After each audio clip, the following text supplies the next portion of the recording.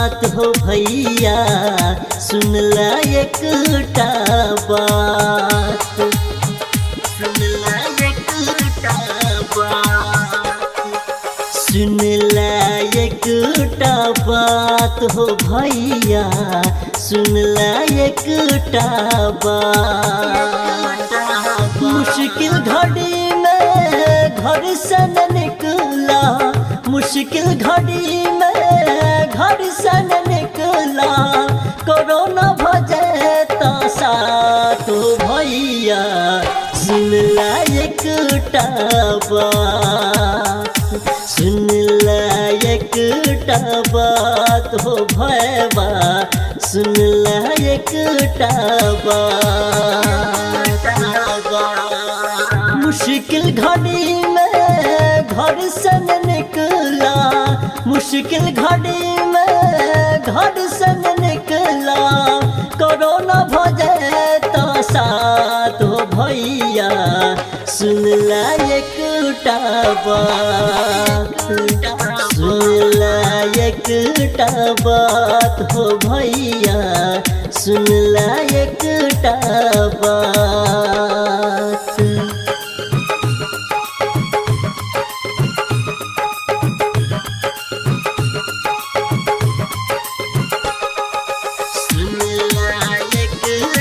बात हो भैया सुन ला एकटा बात।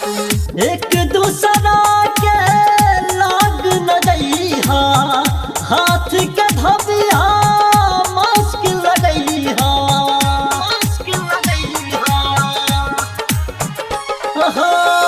एक दूसरा के लाग न जइहा, हाथ के धबिहा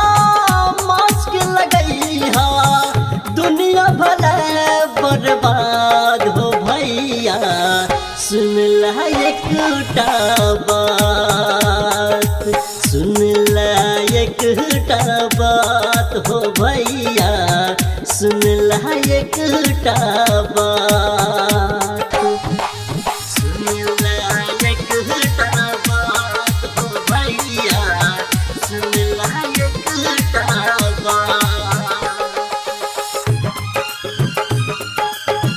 सुन ला एकटा बात, सुन ला एकटा बात हो भैया सुन ला एकटा बात।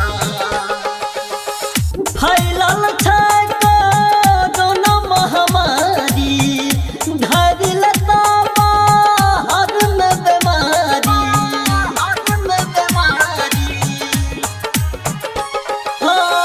फैलल छै कोरोना महामारी, धरिल ताबा हर में बीमारी, घर में रहा दिन रात हो भैया सुन ला एकटा बात, सुन ला एकटा बात हो भैया सुन ला एकटा बात।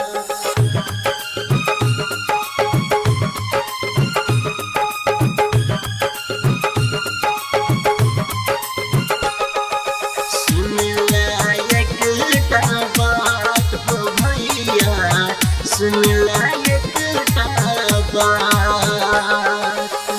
जख्मी कहा था ध्यान से सुना, जिंदगी में नया ना बथुआ बहुना, बथुआ बहुना।